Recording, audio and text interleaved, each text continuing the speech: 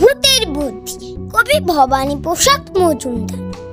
কলকাতা কাল গিয়েছিলাম জরুরি এক কাজে। তার ছেড়ে ট্রেন আটকে গেল হঠাৎ পথের মাঝে।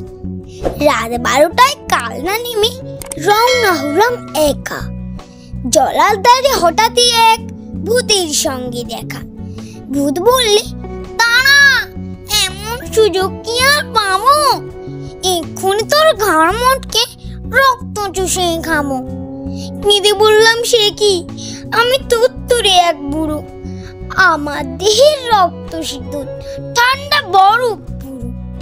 তার চেয়ে ভাই পাকড়ে কোনো জোয়ান ছেলে মেয়ে দারুণ মজা পাবে তাদের গরম রক্ত খেয়ে। ভূত বললে, হোক ঠান্ডা, করবো তোকেই সামার।